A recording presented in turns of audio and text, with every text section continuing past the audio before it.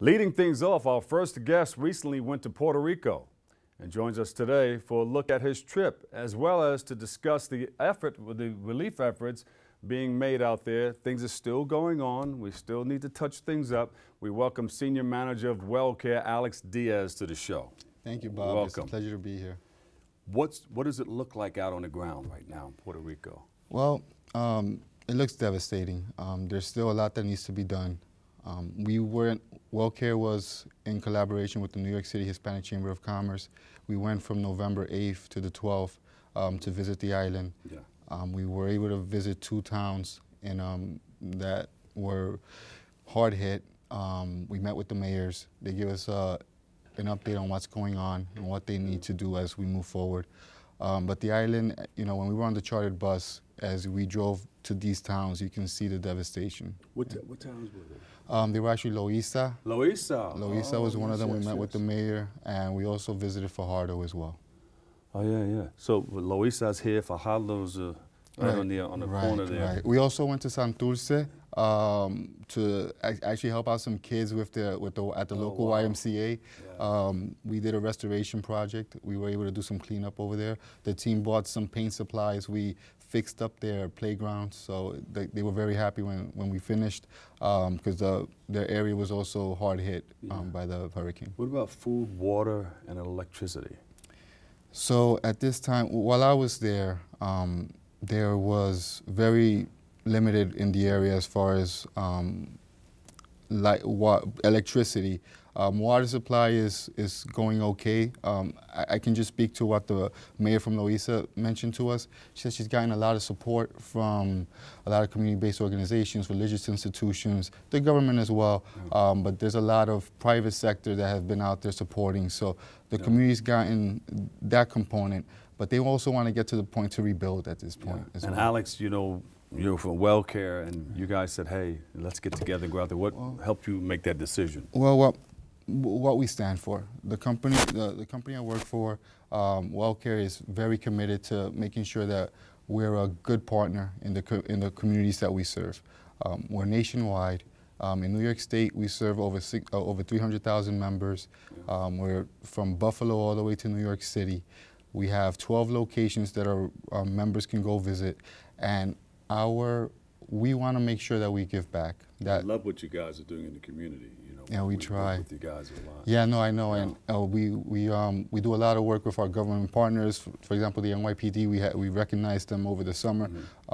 We do a lot of positive things, and one of the reasons we went to Puerto Rico was to receive a Community Engagement Award, actually in the name of Anthony Tony Chirelli, who was our marketing manager for New York State. He passed away in April, right, because battling leukemia.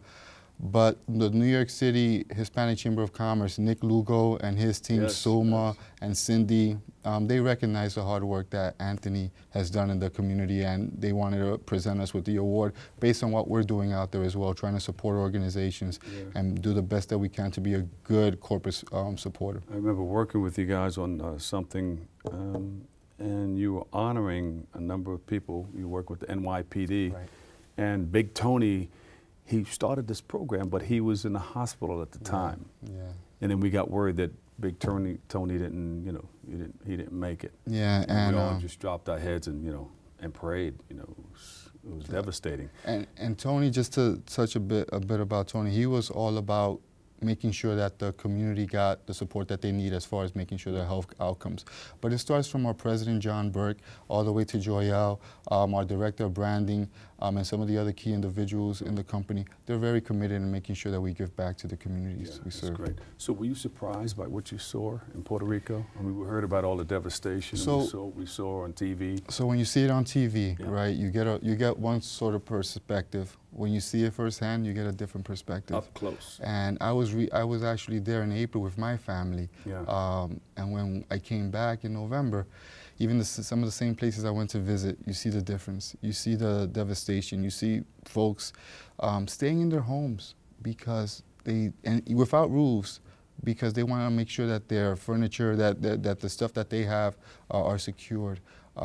I did see a lot of support from the government partners, so I have to thank everyone that's involved. The governor kept going out there. Yeah. He has his sleeves rolled up. He's doing some great things out there. We also had some of the local elected officials through Somos attend as well. Assemblyman Marcos Crespo was doing fantastic work out there as well, and some of the other key elected officials. So I think with everyone together, we can continue to provide the support that we need, because I know that there's a lot of work that's being done here locally to send relief to Puerto Rico, and we just need to continue to do it. What do you need people to do? What do you want them to know?